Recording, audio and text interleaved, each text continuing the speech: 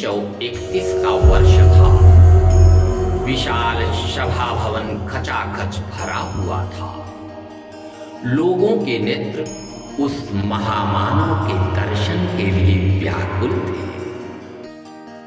अगले ही क्षण जैसे ही मंच पर उनका आगमन हुआ, पूरा सभा भवन ही उनके दिव्य आभा मंडल से खिल उठा। उन्होंने सबको नमन किया और जैसे ही उनके मुखारविंद से अमृतमयी शब्द निकलने लगे, पूरा सभा भवन ही शांति में डूब गया। उस समय कौन बोल रहा था, कौन सुन रहा था, सब एक हो गए। फिर भी भाग्यशाली कान अंदर ही अंदर जाग जाग कर अमृत पान करते ही जा रहे थे।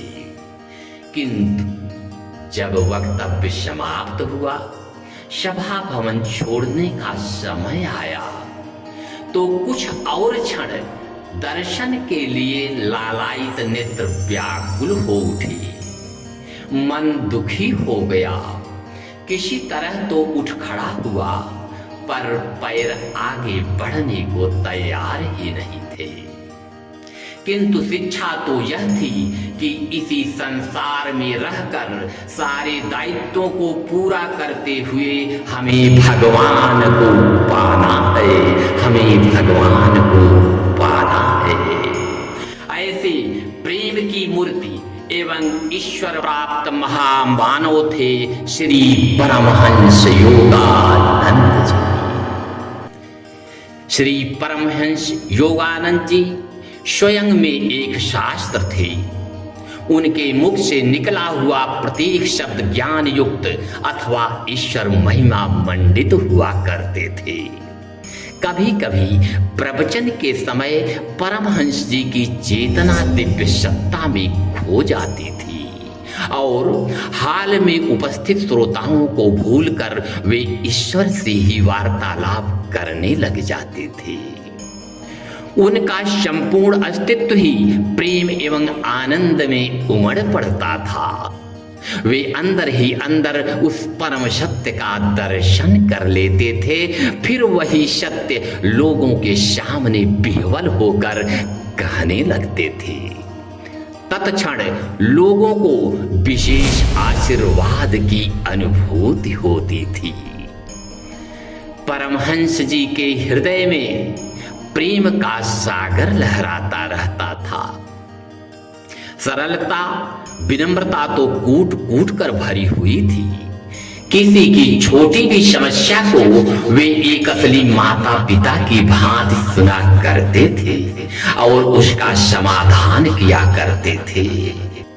परमहंस जी प्रायः कहा करते थे कि मेरे जीवन की सबसे बड़ी इच्छा तो यह है कि मनुष्यों की सभी आत्माओं में ईश्वर के मंदिरों को स्थापित करना और उनके चेहरे पर ईश्वर की मुस्कान को देखना।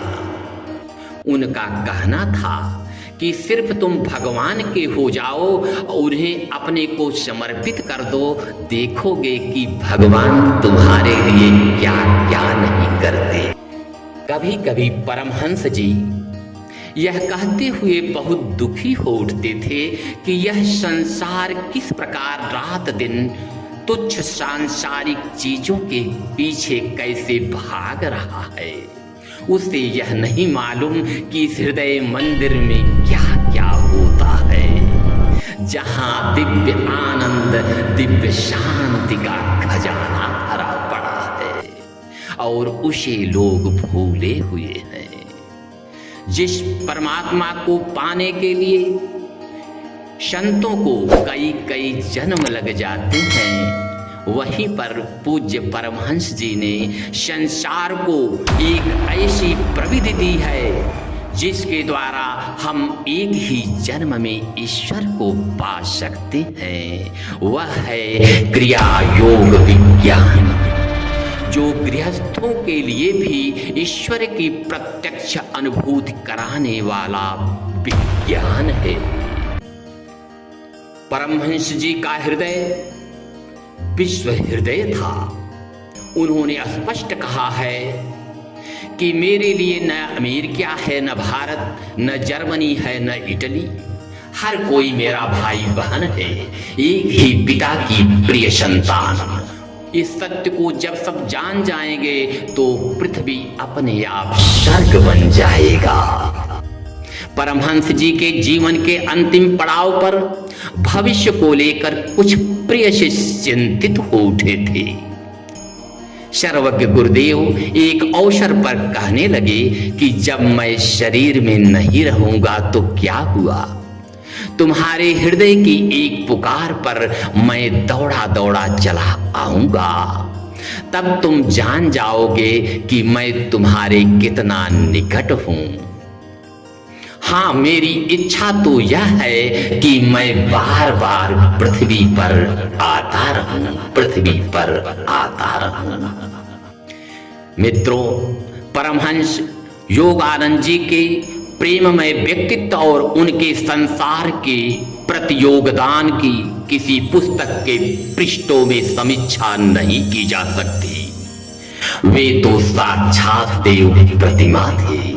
उनके भावी जीवन योजना की पूर्व में ही भविष्यवाणी की जा चुकी थी, जिनके चरणों में पहुंचकर लोगों के पाप ताप दूर हो जाते हैं।